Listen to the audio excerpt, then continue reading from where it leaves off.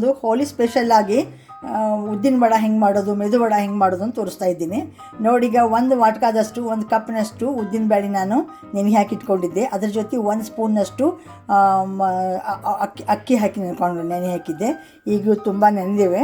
ಇವನ್ನೆಲ್ಲ ಏನು ಮಾಡೀನಿ, ಸೋಸ್ಬಿಟ್ಟು ನೀರು ತೆಗೆದ್ಬಿಟ್ಟಿನಿ. ಎಲ್ಲ ತೆಗೆದ್ಬಿಟ್ಟು ಗಟ್ಟಿಯಾಗಿ ರುಬ್ಕೋಬೇಕು. ಈ ರೀತಿ ನೋಡಿ ಗಟ್ಟಿಯಾಗಿ ರುಬ್ಬಿದ್ದೀನಲ್ಲ. ಆಮೇಲೆ ಒಂದು ಸ್ವಲ್ಪ ಏನು ಮಾಡಬೇಕು, ಇದ್ರೊಳಗಿನ ತೆಗೆದು ಹಿಂಗೆ ನೀರಾಗ ಹಾಕಬೇಕು. ಇದು ತೇಲ್ತದೆ, ಕೆಳಗೆ ಕೂತಿರೋದಿಲ್ಲ, ತೇಲ್ತಿರ್ತದಲ್ಲ, ಆವಾಗ ಇದು ಸರಿಯಾದ ಅಂತ ಅರ್ಥ. ಇದಕ್ಕೆ ನಾನು ಏನೇನು ಹಾಕ್ತಾಯಿದ್ದೀನಿ ನೋಡಿ. ಮಸಾಲದಾಗ ಜೀರಿಗೆ, ಒಂಕಾಳು, ಮೆಣಸಿನ ಪುಡಿ, ಇಂಗು ಮತ್ತು ಜಿಂಜರ್ ಹಾಕ್ತಾಯಿದ್ದೀನಿ.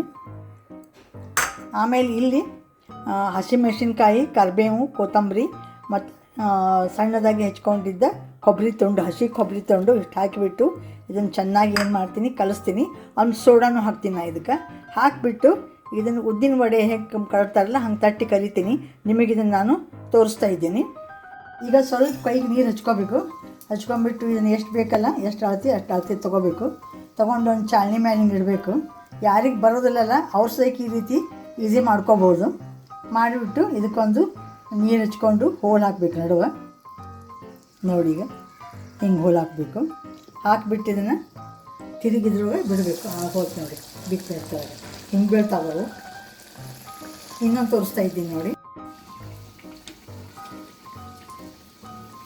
ನೋಡಿ, ಯಾರಿಗೆ ಕೈಲಿ ಮಾಡ್ಲಿಕ್ಕೆ ಬರೋದಿಲ್ಲಲ್ಲ ಅವ್ರಿಗೆ ಈ ಚಾಳಣಿಯಿಂದ ತೋರಿಸ್ತಾ ಇದ್ದೀನಿ. ಚಿಕ್ಕ ಚಾಳಣಿ ಇದು, ಚಹಾ ಸೋಸೋದು.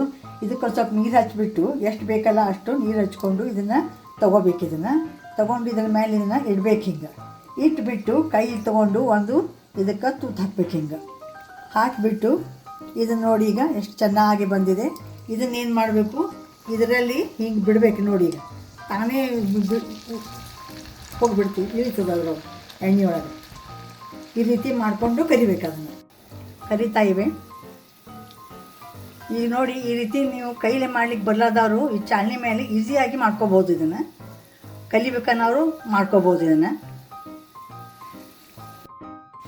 ನೋಡಿ ಈಗ ಎಷ್ಟು ಚೆನ್ನಾಗಿ ಕರಿತಾ ಇವೆ. ಹಿಂಗೆ ಮಾಡಿಕೊಂಡ್ರೆ ಗರಿ ಗರಿ ಆದ ಉದ್ದಿನ ವಡ. ಹೋಟೆಲ್ನಲ್ಲಿ ಹೋಗೋದೇ ಬೇಡ, ಮನೆಯಲ್ಲೇ ಮಾಡ್ಕೊಂಡು ತಿನ್ಬೋದು ನೀವು.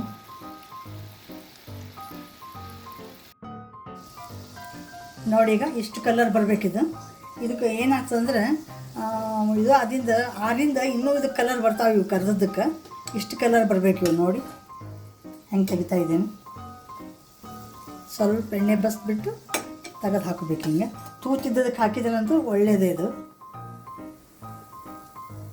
ತಟ್ಟೆಗೆ ಒಂದು ಸ್ವಲ್ಪ ತೂತಿದ್ದದಕ್ಕೆ ಹಾಕಿದ್ರೆ ಎಣ್ಣೆ ಏನೂ ಆಗ್ತದೆ, ಇಳ್ಕೊಂಡು ಹೋಗ್ತದೆ. ನೋಡಿ ಇಲ್ಲಿ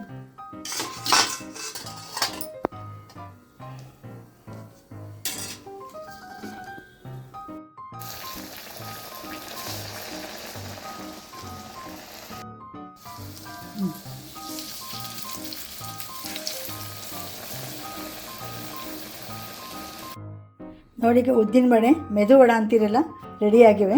ತುಂಬ ಕ್ರಿಸ್ಪಿಯಾಗಿವೆ. ಈ ರೀತಿ ನೀವು ಒಂದು ಸಲ ಮಾಡ್ಕೊಂಡು ಅದ್ರ ಜೊತೆ ಒಂದು ಖಾರಂದು ಇದ್ರದ್ದು ಕೊಬ್ಬರಿ ಚಟ್ನಿ ಇಷ್ಟು ಇದ್ದುಬಿಟ್ರೆ, ಬೇಕಂದ್ರೆ ನೀವು ಇದಕ್ಕೆ ಸಾಂಬಾರನ್ನು ಹಾಕ್ಕೊಂಡು ತಿನ್ಬೋದು. ಈ ರೀತಿ ನಾವು ತೋರಿಸ್ತಾ ಇದ್ದೇನೆ ನೋಡಿ. ಈಗ ನೋಡಿ ಎಷ್ಟು ಚೆನ್ನಾಗಿವೆ. ಈ ರೀತಿ ನೀವು ಈಸಿಯಾಗಿ ಮಾಡ್ಕೊಂಡು ನೋಡಿ ಒಂದು ಸಲ. ಚಲೋ ಅನಿಸಿದ್ರೆ ನಿಮಗೊಂದು ಲೈಕ್ ಮಾಡಿ, ಶೇರ್ ಮಾಡಿ, ಕಾಮೆಂಟ್ ಮಾಡಿ, ಸಬ್ಸ್ಕ್ರೈಬ್ ಆಗಿ. Thank you very much for watching my channel. Thank you.